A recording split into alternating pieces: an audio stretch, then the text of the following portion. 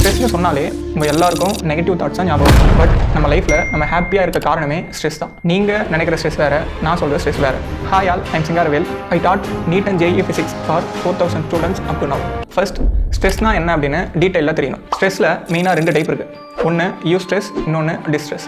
ஒரு டாஸ்க்கை பண்ணும்போது அதை முடிக்கணும் அப்படின்னு ஒரு டிமாண்ட் நம்மளை புஷ் பண்ணிகிட்டே இருக்கும். அந்த கைண்ட் ஆஃப் ஃபீலிங்ஸுக்கு பேர் யூ ஸ்ட்ரெஸ். இந்த யூ ஸ்ட்ரெஸ் ஒரு positive kind of stress. But நீங்கள் இத்தனை நாளாக ஸ்ட்ரெஸ் அப்படின்னு நினச்சிட்டு இருக்கிறது டிஸ்ட்ரெஸ். இது எப்போ வரும் அப்படின்னா, ஒரு டாஸ்க்கை கரெக்டான டைமில் முடிக்க முடியலனாலோ, இல்லை ஏதாவது படிக்கணும் ஆனால் படிக்க முடியலனாலோ, ஏதாவது ஒரு ஒர்க்கை கம்ப்ளீட் பண்ண முடியலனாலோ கிரியேட் ஆகும். இது நெகட்டிவ் கைண்ட் ஆஃப் தாட்ஸை ப்ரொவைட் பண்ணும். Most of the people suffer ஆகிறது டிஸ்ட்ரெஸ்னால.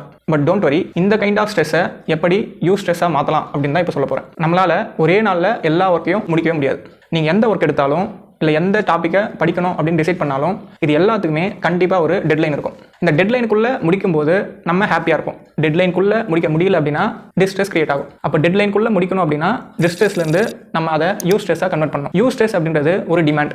நமக்கு நம்மளே டிமாண்ட் பண்ணிக்கிட்டு இதை இன்னைக்குள்ளே முடிக்கணும் அப்படின்னு ஒரு புஷ் பண்ணிகிட்டே இருக்கும். இந்த கைண்ட் ஆஃப் ஃபீலிங்ஸ் ப்ரொடியூஸ் ஆக உங்களால் 1 by 1 ஈஸியாக அந்த டாஸ்க்கை கம்ப்ளீட் பண்ண முடியும். ஃபார் எக்ஸாம்பிள், உங்களுக்கு ஒரு டாஸ்க் கொடுக்குறாங்க. அந்த டாஸ்க்கை 10 days முடிக்கணும். அப்போது டோட்டல் டைம் 10 days.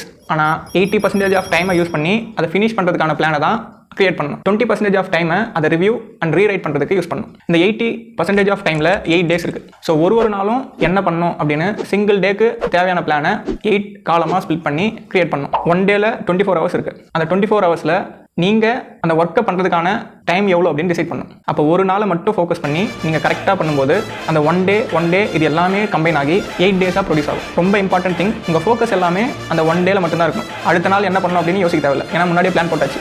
ஸோ எதுக்கு ப்ரிப்பேர் பண்ணாலும் சரி, எந்த ஒர்க்கை பண்ணாலும் சரி, அந்த ஒர்க்கு முடியும் போது என்ன நடக்கும் அப்படின்னு யோசிக்காமல் அந்த டேல அந்த டைமில் உங்களால் என்ன பண்ண முடியுமோ அதை ஃபுல் எஃபர்ட் போட்டு பண்ணுங்கள். ரொம்ப கஷ்டமாக இருக்குது அப்படின்னா கொஞ்சம் ரெஸ்ட் எடுத்து பண்ணுங்கள். ஸோ எந்த டைமில் உங்களால் ரெஸ்ட் எடுக்க முடியுமோ அதை கரெக்டாக யூட்டிலைஸ் பண்ணி ரெஸ்ட் எடுத்து திருப்பி அந்த ஒர்க்கை பண்ண ஆரம்பிங்க. ஸோ 1 by 1 ஒரு டாஸ்க்காக கம்ப்ளீட் பண்ணும்போது உங்களோட கான்ஃபிடன்ஸ் பூஸ்ட் ஆகிறத நீங்களே பார்க்கலாம். அது உங்களை இன்னும் கொஞ்சம் மோட்டிவேட் பண்ணி அடுத்த டாஸ்க்கை கம்ப்ளீட் பண்ணுறது யூஸ்ஃபுல்லாக இருக்கும். இதுவே கொஞ்ச நாள் போகும்போது ஒரு டிசிப்ளினாக கன்வெர்ட் ஆகிடும்.